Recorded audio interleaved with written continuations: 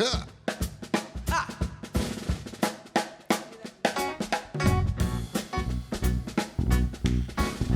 my pleasure to bring to you Fred Tutman, who is the moderator for our next panel on green careers. Please give him a warm welcome. Good morning. This is so exciting because we've claimed space to have conversations that, frankly, am I making this up? Sometimes it's hard to tee up these types of conversations in big mainstream movements, right?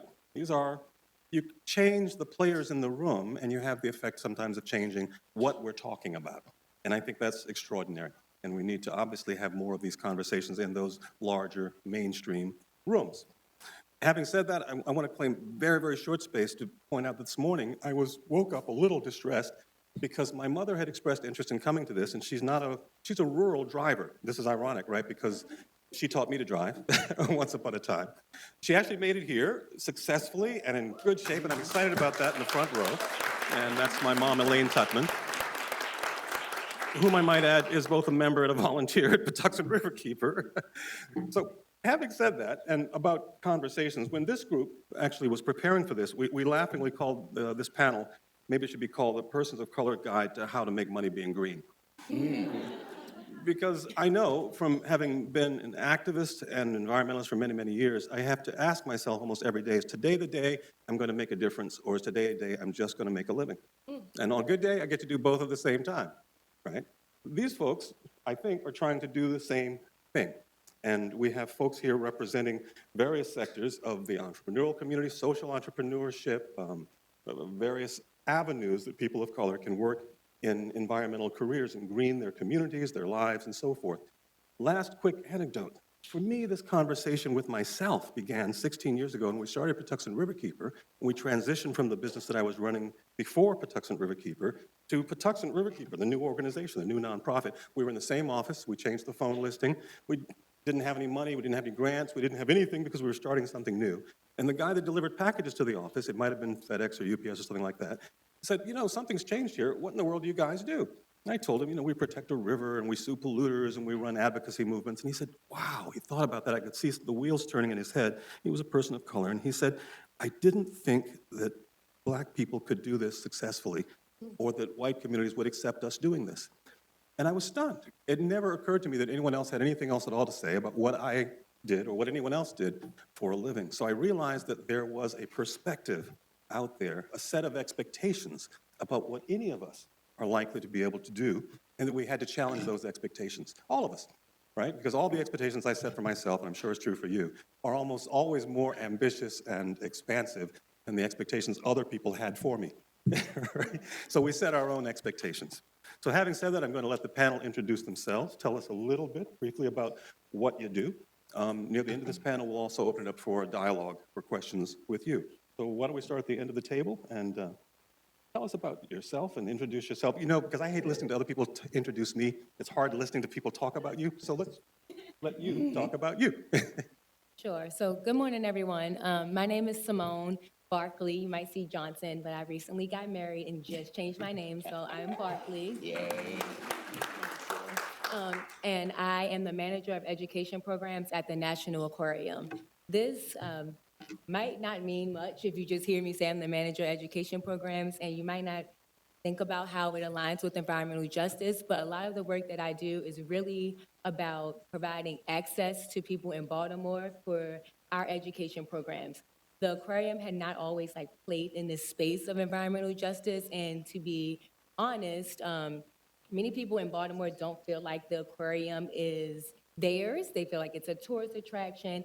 It costs a lot of money, and we fully recognize this. And I think our organization has spent a little bit of time trying to figure out how to play in this space and how to provide more access and inclusion. And they have not always been the most successful at doing it. And I have worked really hard to try to bridge that gap. I'm from Baltimore. I came through the education programs at the National Aquarium, so it was really important for me to come back and work here after going through school and trying some other jobs where I felt like I could give back to my people in a way that allowed me to intersect the environment and nature and what I care about for people in Baltimore. So I work a lot with all of the schools in the city to give students an opportunity to come to the aquarium and take water quality samples to learn more and more about the harbor and how they impact the harbor, to learn about how they can make changes in their community. I work with teachers all the time, and I often get a little bit of pushback from people in the organization about a lot of hand-holding with teachers, but when you know that in the Baltimore City public school system, a lot of those teachers don't have access to printers.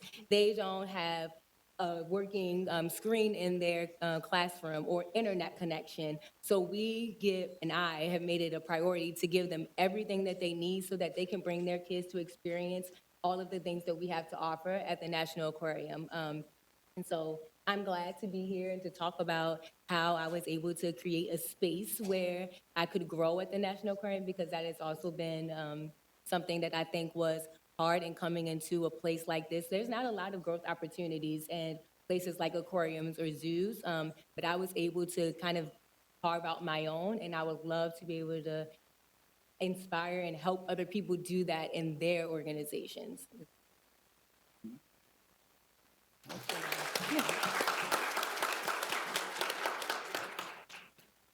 All yours.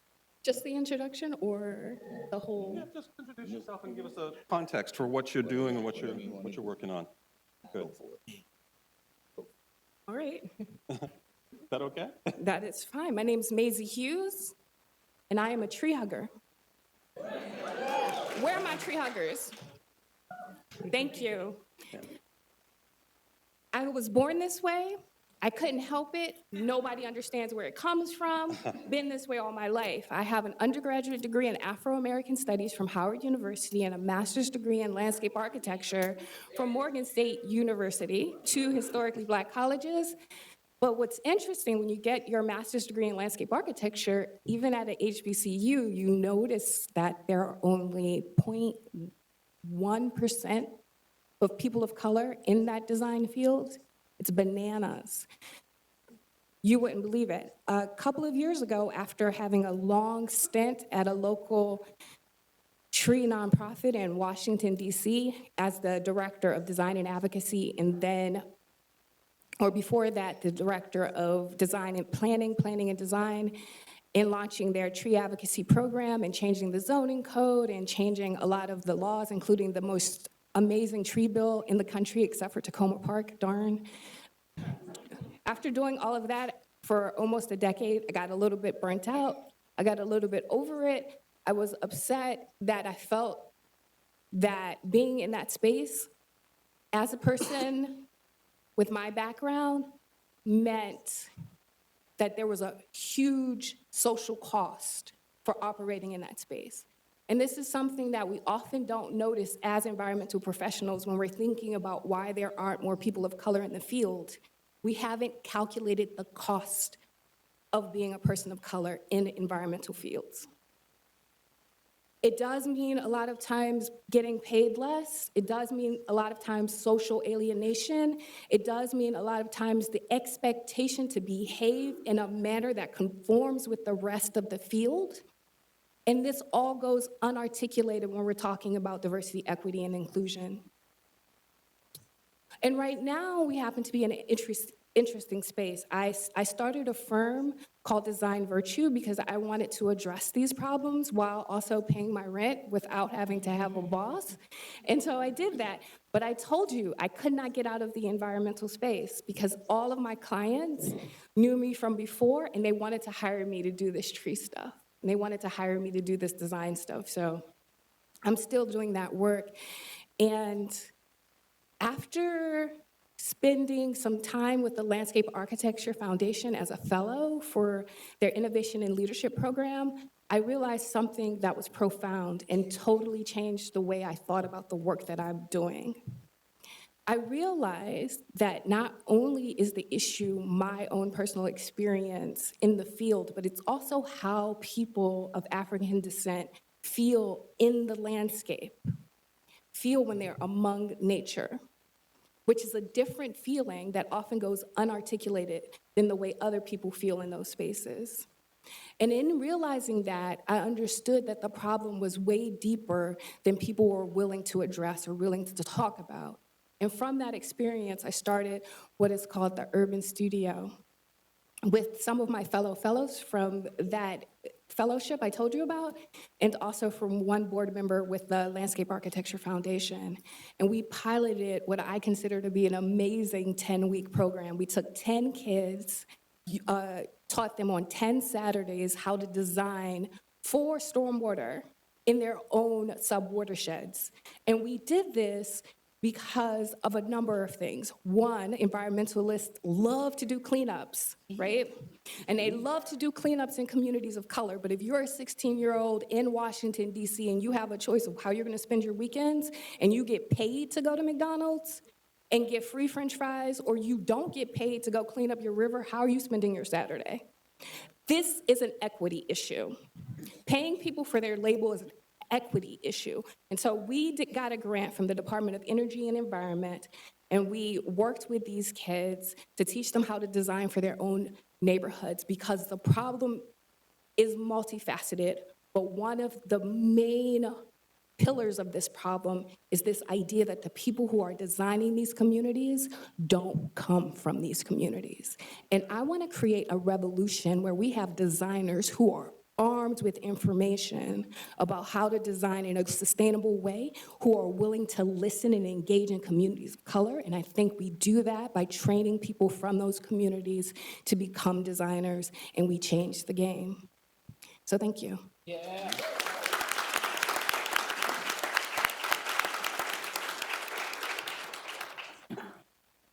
Good morning. Good morning.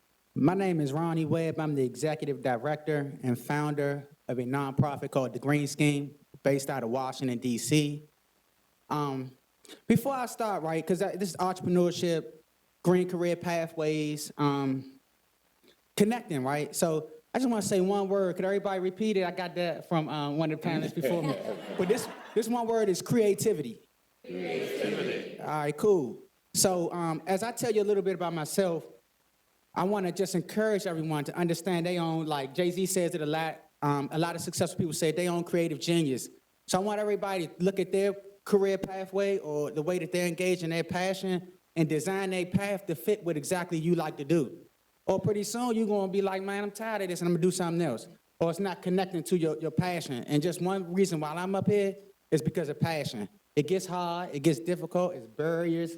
You're dealing with a lot of blockages. You have to be very creative to get around those, or you're going to be stuck, and it gets frustrating. So just to tell you a little bit about me, in 2011, I started a nonprofit called The Green Scheme.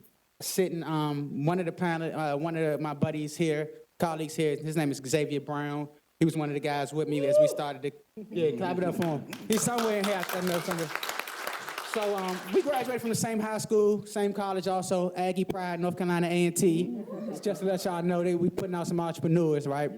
And so starting this nonprofit, I just wanted to make it cool, and I wanted to make it very exciting to engage in being sustainable and being healthy at the same time. And so just as I started to do this work, I started to see, oh man, it's food justice, environmental justice, and I'm sort of like one of those people that were like in the middle of it, right? And so how do our organization identify to what we really wanted to connect to? So we started just building community gardens and doing healthy nutrition classes for the kids and community members. From there, our program has definitely expanded. It's called Code Green. We've built over 25 gardens within the district, and the majority of them, 90% of them, are in Wards 7 and 8, the communities that need them the most. It has the greatest impact, having those green spaces there. But also, the majority of our program is for kids. So we go into public housing, and we go into the DCPS, Arlington Public Schools, PG County Public Schools, charter schools. And we basically, our program, our Code Green Youth Garden Curriculum, teaches kids from they can start from actually building the raised beds, to adding the soil, the compost, to planting, to the maintenance, to harvesting. And my favorite part is taking a product that they grow and taking it to market. And so I've been really creative. I've been working with the kids to do this. And so at our organization, we have 3 programs: Code Green, which is our urban agriculture out of school time program. Our second program is called Girls Gone Green, which is a gender-specific platform where the women in our community do community service events. They highlight entrepreneurship products that the community is putting out, and they also do service projects. But the third program that we have is called Corner Water. So I think in most of y'all bag, right, y'all got one of these waters, right?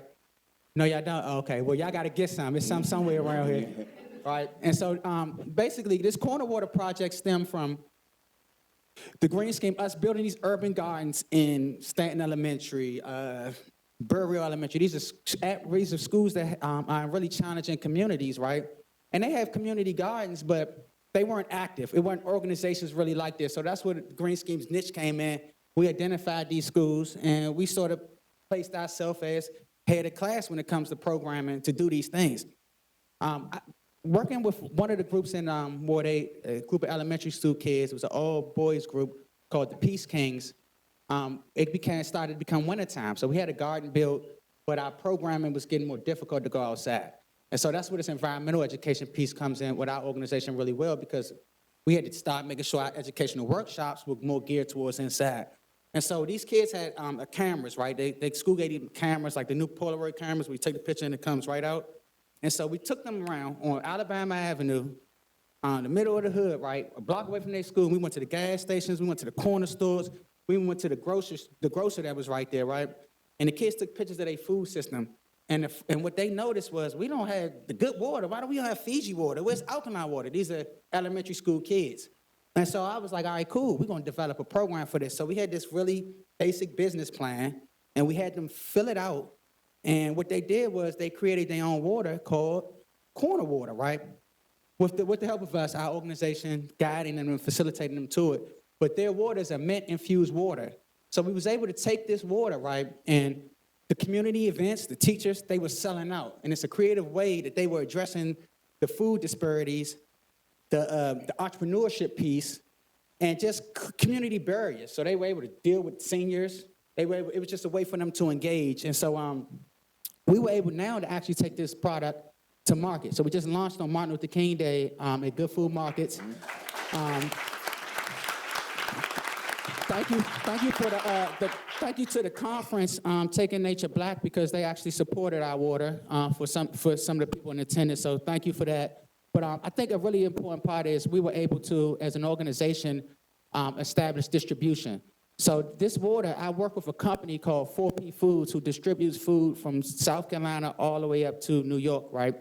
And so to be able to get the numbers right, to source this product, to create it, and this is a local product, to get the water, to source it, to create it, and to distribute it was not easy, but it's not hard. But it's not impossible. And so, just being, and one thing I encourage people is, that's why I say being really creative, because I had to go talk to people about, I had to be patient, had to knock on doors just to get the information. And I sat there for a while staring at a blank bottle without a label, without a barcode, not knowing whether I was gonna use alkaline water, spring water, a purified water. And so just to show you that, you're gonna go, this water took literally 2 years. So I went from a clear bottle to doing my research and starting to try to figure out what is the new solution, especially in the work that I do, and how I can attach the nonprofit and the work, the leverage we've done to make money. And so now this Corner Water is now a subsidiary of the Green Scheme. So it's a nonprofit and for-profit entity working together so we can be creative in how we generate revenue.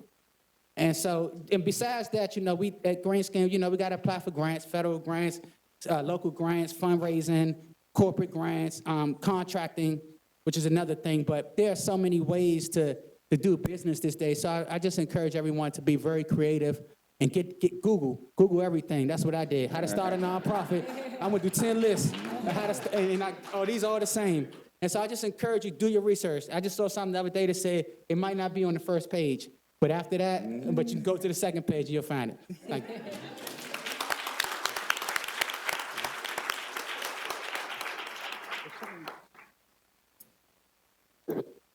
Good morning. Good morning. Good morning. When Fred first asked me to be on this panel, I asked myself, why? I'm not really an environmentalist.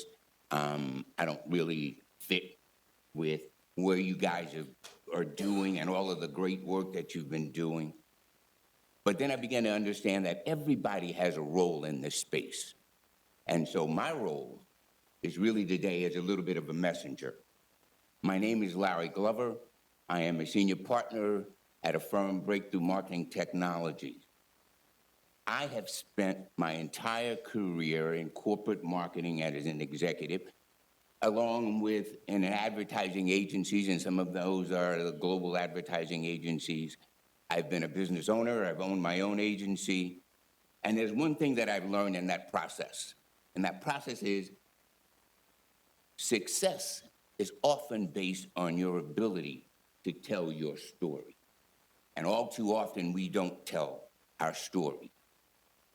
In 1991, as an example, I helped to convene a meeting of all of the Black advertising and media companies in New York, and there was Essence, and there was Jet, and there was Ebony and John Johnson, and Carolyn Jones, and if Byron, so if you know the names, if you know the industry, you'll know what it was. They came together for a single purpose, and the express purpose was to convene all of these media companies to create research so that we could begin to tell the story of African-American consumer marketplace. Everybody talks about the $1 trillion market and the impact. 2 years later, a company called Market Research Incorporated, MRI, launched a business that became the gold standard for accounting for what happens in the African-American market. The issue is that the owner of MRI is a Jewish American who decided now to make money based on telling the African-American story. Several years later, I sat in the halls of one of the global agencies where I heard an Hispanic presentation, and they talked about using the populations of African Americans and the spending equity of African Americans to build their story, to tell we're all the same, so we're all part of it. But what I recognize is that they weren't telling my story, they were telling their story. So when we become able to tell our story, we now find out that that's what really success means. Because in that space, you understand that the person who's able to tell that story the best is a project that gets funded. The person who's able to stand up in front of an investment court and tell a great story is the one whose investments get funded. So when we begin to understand how to tell our story, we get better. In 2010, I was part of a group that used ERA funding from the Obama administration to do the largest weatherization program in the state of New Jersey. We talked to over 3,800 individuals to identify them, to recruit them, to train them, and then to place them through CAP agencies to do weatherization work. They did a great job. But at the end of the day, we didn't know about calling it green jobs. We didn't know about aligning it with environmental equity. All we were trying to do is to hire some brothers and sisters who were underemployed or unemployed and find a way to get them a job. The mistake there was not learning how to tell that story. Because when the funding ran out in the first level and it was time to re-up, this program didn't get refunded because we didn't know how to tell that story. I take you now to today. There are 455 cities who support emissions reductions, and about 110 of those cities have set emission targets. You know it, you've heard about it. We're going to reduce climate by 50% by the year 20, you fill in the blanks. 2030, 2050, you fill in the blanks. The question that we need to begin to ask now is that in the jobs of doing that, and here's where we get to this career piece, we ask those companies like a Johnson Control or ICF, who get major $1 million contracts to go in and refurbish schools and refurbish municipal buildings and do residential and commercial and small business. Who's getting the contracts? Who's getting the subcontract? Are they hiring Black businesses to install solar? Are they creating training programs to take individuals out of that community to be able to do that work, to train them to get that work done? And when we don't tell our story, we miss out on those kinds of opportunities. And sometimes it's not even just that. You can't tell your story. You got to also be careful about who else tells your story. Some of you may have seen, there was an article a couple of weeks ago with a young lady by the name of Vanessa Nakata. She's a Ugandan climate activist who participated and was invited to speak in a youth organization forum at a World Economic Forum summit in Davos, Switzerland. After participating, after the press conference, they took a photograph of her and 4 other activists who were there. I mean, everybody knows the name of Greta Thunberg, and she was one of those. And when they ran the story, Vanessa was cropped out of the picture, right? So you got to be careful who else tells your story and to make sure that your voice is a voice that's there to be heard. So I will share with you, and there's an old African quote, and it says, "Until the lion learns how to write, the story will always glorify the hunter." So I say to you, as we stand here today and talk about the environmental justice and what's important and how we do it, as much as we do the work of doing the work, we also have to do the work of learning how to tell our story. Yes. Thank you.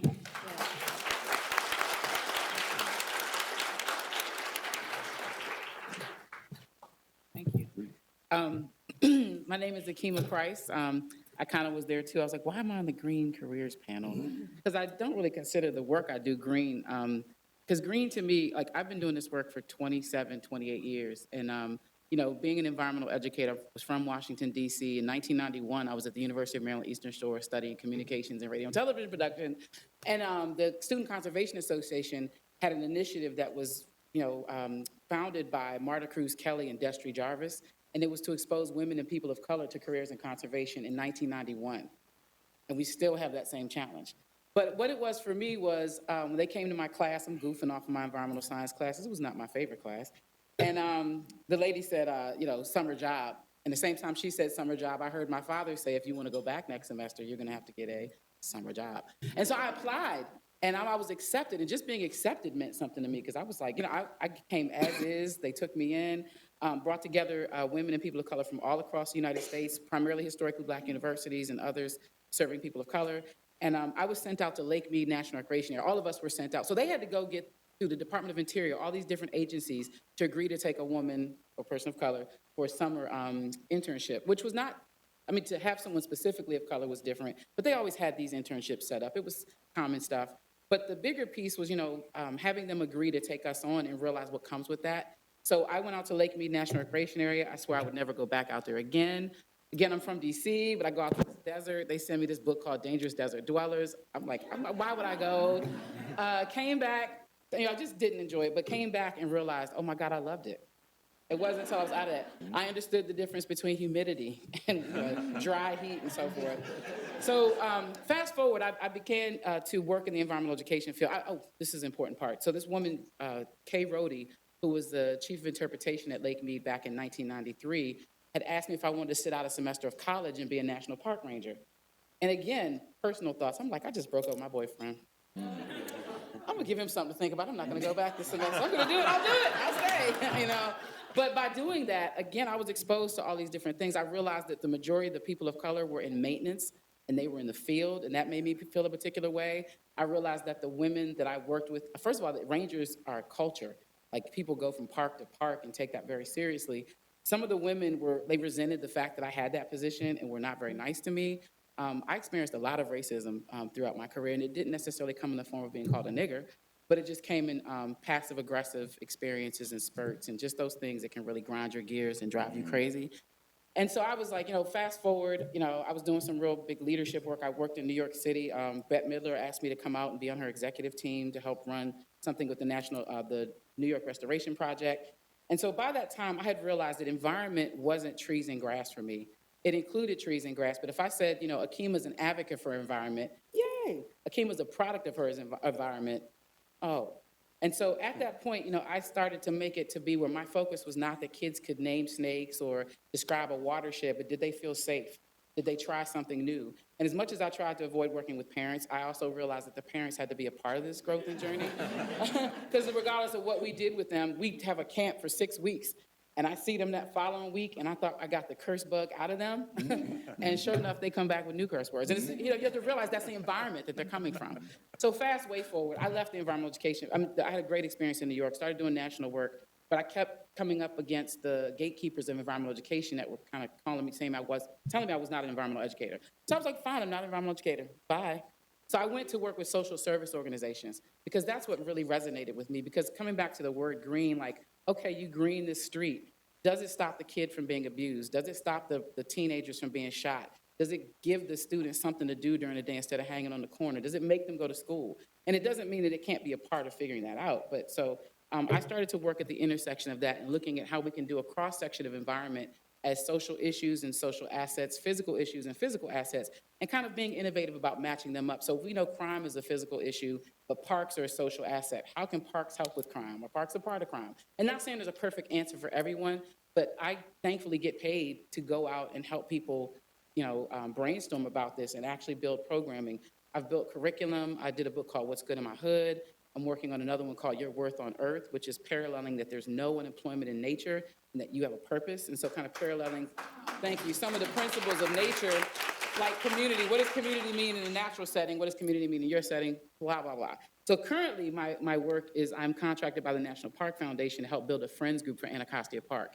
And I'm really excited about this work because I'm, again, from DC. I've spent time in Anacostia Park. But I've been able to expand our partnerships to include people like the National Reentry Network, the Criminal Justice Coordinating Council, the executive director of the Office of Victim Services for DC. She and I met one day, and she was telling me how they give court-mandated mental health money, and that a lot of times these people are very resistant to doing that therapy. And so this one guy one time just said, let's just take a walk. And so he took this guy on 12 walks, which were his 12 sessions, mandated sessions. And by the end of it, the guy's thinking he got over, didn't have to do therapy, but what he really did was therapy. And so we want to talk about how to have those type of experiences in our park, in Anacostia Park. We're partnering with Anacostia High School on how to use that park as a part of their in-school suspension program, not as a form of punishment, but how can these kids work out this anger by doing some service projects? We're looking at matching up elders with depression to help us with the parks issue around they need more rangers in their parks, and or not having the diversity of rangers, but having a village of people that look like you in the park that don't necessarily have to be in a uniform, but still model stakeholdership in a national park. And so this goes above and beyond. I could go on, but I'm going to be respectful of the fact that she's showing me a 1. But I wanted to leave you with one quote because I got bitter over my career, and I still have battered wife syndrome at times. But this quote works for me. The person who loves their dream of community will destroy community, while those who love those around them will build community. And this is by Dietrich Bonhoeffer. And I saw this in Denver one day, and I'm thinking, I'm that person that loves my idea of community, yeah, because I'm going to change the world. And I could not, the women that were around me, I could not stand because they had been so mean to me. And so I'm just like, wait a minute, I don't love the people around me. Wow. And I was like, I don't have to love them, like hug them and all that. But I have to find a way to find a commonality. So I started thinking, I promise you this crossed my mind. I was like, we both have ovaries. We both have noses. We both have hair. Like I had to bring it down to the common things that made us one so that I could try to get past because they have to be at the table too. And so I still struggle with that because there's still a lot of people, racism still exists, as we all know. And even in my position of power and respect and so forth, I still come up against people who intentionally try to make this work difficult and try to keep scratching their heads on why our communities are so hard to reach. When it's like, have you walked down that street? Have you attended a function in that community and not talked about what you want from them? So I'm trying to work on that narrative and one, the stories that are told, especially in these environmental settings, so that they do consider things beyond the traditional green scope of things. Fantastic. So I sense I would get an interesting answer from this group if I set the stage for a question and an observation. I get to talk to all types of communities and ethnicities and class-based relationships in the course of my work.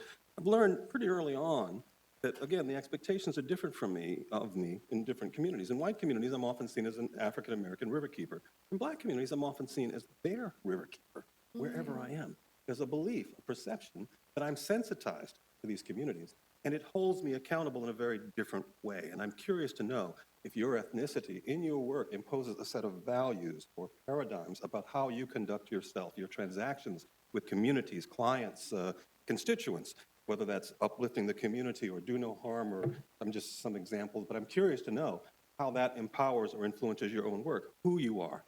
How does that alter your vision about your work and your approach to it? I'll take a crack at it. So I'm from Washington, D.C. My neighborhood is called Langdon Park, right? So if you go Google it right now, it says extreme violence going on. And it's you know, I came back and our organization's built a garden there. We run a program there for the kids after school. So they're just doing the things like I said, being able to get green space, which is so important, right? But one of the things that I had to do personally was, like, you think about social media, right? So I go to Blue High School, I go to middle schools all over the district, and we connect with these kids. We're doing water. My team looks, sounds, and talks just like me, so they are engaging with our staff. But one of the things that we really had to do was I had to create a culture within my organization. Then I had to raise the bar for myself and how I carried myself in public, right? And so, for instance, one of the things that we did was none of my staff, we do summer camps, right, on urban farms and school gardens and places like that. First of all, my staff is not allowed to bring anything fast food, anything that is unhealthy, that they know is really unhealthy. It's just they're not doing it, you know what I mean? And so that's just one example of it. Another example is personally what I post on social media. And so me just doing this type of work, it's got me to be in some places where my voice is being heard. And so when it comes to, like, I can go out. I mean, I'm like a social guy, so I can go out. I go out 2-3 times a week. I might go to happy hour. You know what I'm saying? I might be partying with my friends. It might be a bottle of Moet champagne right there. But I had to be very, very conscious of what I put out on those social media platforms because of the people that are watching and the people that are watching our organization and me putting myself in a position of leadership amongst the work that I do. And so I just use that as a small example because social media is growing, but it affects what you put out is what you affect. And that's part of the story piece that you say. And I really appreciate that piece. And Akiima, that book, I was in Detroit and they were highlighting it at the ADFI conference, which was amazing. But just that story is a big piece. So you got to be conscious of how you act and carry yourself when you are a leader or when you are taking leadership to pursue some of these really sensitive and important and impactful issues. Can I jump in? Please. I didn't realize early on in my career when I was an environmental educator, which at the very beginning I think I sucked at because I didn't know the tree species. Like I still couldn't go out and take you on a hike and name 20 things. I mean, maybe I could now. But at one point, I realized I was a tree hugger, and I used to do that in front of the kids just for shock value because I didn't mind hugging a tree. But for some of them, it was like, ah.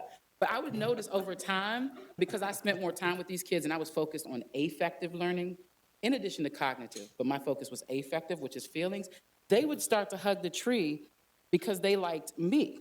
Mm-hmm. And it wasn't about what I was telling them, it was about how, like they've heard that quote, about how I made them feel. And I wasn't doing that intentionally. I was just kind of modeling what I knew to be, which was that sense of community. And so it's like that impact, again, of you never know why or what. But we have so much social capital in these communities that people that often try to get quantified by these environmental groups. I still get people that want me to be the liaison for Black people and, all this crazy stuff, where it really doesn't have to do with your race. It has to do with how you treat people. And so you got jerks of all races. Yeah. But a lot of them tend to live in the environmental field. I'm just kidding. I'm sorry. I wanted to piggyback off of that a little bit. I often start my presentations with, I'm a tree hugger. And because it'll connect me with other tree huggers in the room, but also because I'm not supposed to be a tree hugger. And so I have to frame the conversation so that people can understand that there's a difference between your race and your identity, right? And so race is a social construct that's put in place to get certain outcomes, right? But your identity is who you love, what you do, and that kind of thing. And I've always been one of those people who thought, maybe irrationally, that I could do whatever I want. Which is why I ended up in fields where there are no Black people.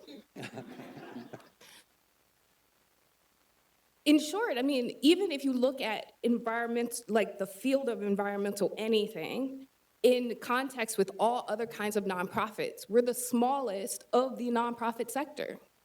So it's not just that I'm a weirdo, all y'all weirdos. And so my idea is that we should create more weirdos, right? We should be able to, like, instead of making people try to conform with what our idea of what an environmentalist should be or what our idea of what a professional should look like, we should allow people this opportunity to broaden what it means to be an environmentalist.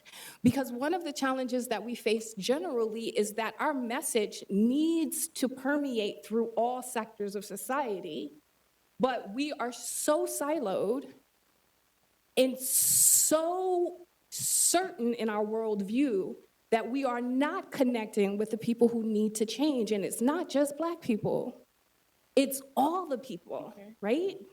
And if we can't connect with each other on a human level, we're screwed anyway, but we're really super screwed, right? Yep. I mean, so I totally feel you on that one.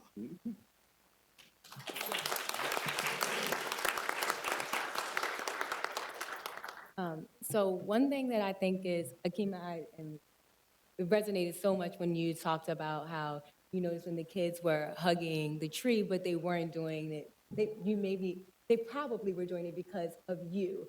This is something that I see all the time in the work that I've done and the work that we do at the aquarium, but there have been, just very shortly. So we do like these pre-lesson activities with the kids, and when we first started doing them, we just like gave an activity to the teacher, like a lesson plan to the teacher, and then we shifted because there were things that, and like expectations that the teacher maybe was or wasn't communicating with the students, and when they came on the trip, there were just some gaps. And so we decided to switch the approach, and I did a series of videos instead to give to the teacher to show in the classroom. And I will tell y'all that this has, and I literally did it because I thought it would be a way for them to, you know, like remember what I said. If you see something visual, maybe you'll remember it better. That's really why I was trying to do it. Y'all, when these kids come on this trip and they see me get off that bus, when they get off the bus and they see my face, they literally like, oh my God, you're the... Yes, I agree. And it's funny, it's funny, but to me, it means so much because they have likely had never seen someone who was doing, I mean, I was talking about like, when you come on this trip, you need to make sure you have on closed-toe shoes, like, you know, but in some of them, I was like using equipment and taking measurements and samples, and it just is very powerful to have them know that there's someone who looks like them doing work that they had never seen before. I had kids who, this past fall, I had kids who were like, can you take a picture with us? And all of them got, I mean, this is something that it is overwhelming for me because it shows me that, yes, like they retain the information because they see me on the video, but also like they can identify with me. I look like them. I come from where they come from. And that in itself is what matters. Like it's not about if they know which animals live in the harbor at the end of the day with our program. It's about the fact that they came here, they were able to experience, you know, what scientists do. And maybe now they might consider being a scientist. Maybe they think that it's something that's interesting. And I have more and more seen that, you know, when we can tell our stories, right, that's when we can open up doors. Before I came into education, I used to study sharks. And I had kids who, this whole time I'm talking about me studying sharks, they look at the picture, this whole time the picture's right there. They're like, wait, that's you with that shark? I'm like, yes. They're like, is it real? I'm like, yes, it's real. It's not fake, right? That's real. And they were like, well, how can I get your job? Hey. Like, that's the question that they asked, you know? But that's amazing to me, right? Because they just had never known. And if I can do that, and if we all can do that, imagine how this room might look different even, right? How our sector might be different, you know? So, If I can- Larry, Just to piggyback, yeah, just a quick one, and I. yeah, and I don't think- want to cut you off, just compress it, because we want to get a few questions before we stop. I think the question was, are there differences expected of us because we are Black? I'll flip the question. Do we have expectations in what we do because we believe that we have a greater calling because we are? We often talk about the things that we do and whether we do those things with purpose. And when we talk about being purposefully in what you do or being intentional in making sure that you are not just the only one, but that you, in fact, help to open the aperture and the gates for others. So, yes, there is a difference, and everyone holds you to a different standard. But the real question is, are you different because of who you are? And I think we should be. Outstanding. So let's see if we can sneak in a couple of questions, because we do need to end the session on time, so let's go to the audience. Dear to me because you're at the aquarium. Telling our story, Mr. Glover, part of our story at the National Aquarium is one of the founders, the early tropical fish collection, Henry Hall, was my grandmother's brother, so there's a Black connection with developing that aquarium right from scratch. And I know you have programs that honor my great uncle, Henry Hall, so his name is on, but do they know he was a Black person? Yes. Oh, So- very good. Yes, that is something. That is something that we have shared with the students. I will be honest in that it's not something that we shared with them as a priority in the past, but honestly, in the way that we have kind of shaped that program sits in our education department. Yes. So now, in the way that we have shaped the education department and with my priorities being in there, yes, we definitely do make sure that all of the students know. We have that program, allows us to take students from Baltimore City from grades 5 through 12 on a camp every single summer, a traveling camp.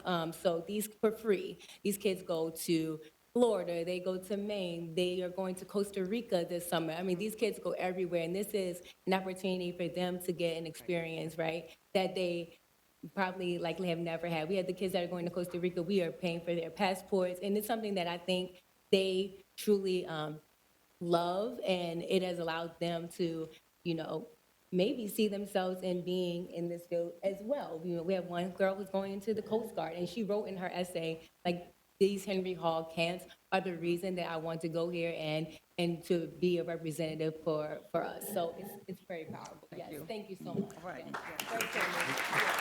I know we have time for at least one more question, but if the question is short and the answer is short, we can get two. So there was mention of the social costs of being Black within the green workforce. So I'm curious to know, what's the social return of being Black within the workforce? And how do you get youth and their parents to understand that? Can you say the question The again? second part of the question was, repeat. Yeah, so there's mention of the social cost of being Black within the workforce.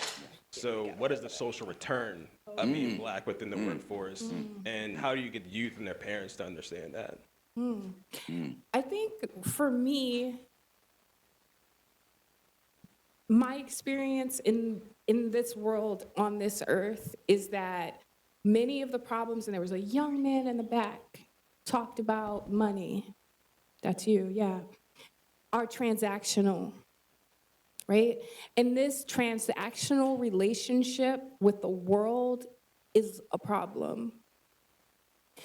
And it's how we interact with nature as a commodity, that's a problem. How we objectify each other is a problem. And I think this is because we see ourselves apart from nature in a way that's absurd to me, because obviously we need nature to be here. and we need to reconnect with nature. So where the people are, we need to put the nature there. And I think when we don't understand the legacy of our ancestors and their relationship with nature, right, a lot of which was stolen from us because of our experience here on this land, then you get the false narrative that this work is for a certain group of people. So the opportunity and where the sole sort of benefit from doing this work is helping to reframe how people see the world so that we get closer to that healing that is not even like optional at this point, it's necessary for all people. And so that reconnection with people and reconnecting them back to nature is what I think the return on this work is. So with regrets, we actually do have to get back on schedule. If you'll hold that thought, 'cause I think Larry was about to answer. Hopefully you folks will stick around a bit and you can interact. You can get an answer offline. But I want to thank the panel. It's a tall mountain we were discussing here, so by all means, if you can stick around, I think there are more questions to be had.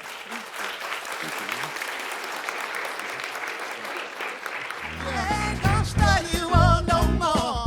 Ain't gonna study war no more. Ain't gonna study war no more.